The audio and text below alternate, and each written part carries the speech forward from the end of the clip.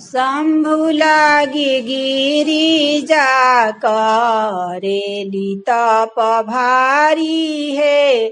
पहिल नेत्र जब खोले त्रिपुरारी है। लागी गईले बागब गईचा फूलवारी है।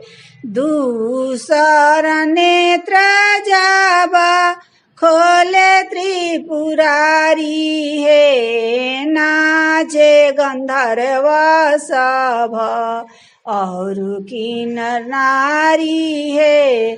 शंभु लागी गिरिजा करेली तप भारी है। तीसर नेत्र जब खोले त्रिपुरारी है। जरी गईले कामदेव भस्म भइले काम है। रोवेली रति सती अति सुकुमारी है। जरी गईले कामदेव भस्म भइले काम है।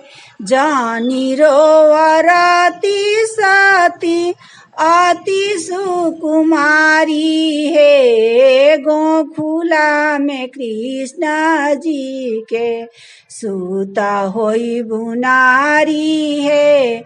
शंभु लागी गिरिजा करेली तप भारी है।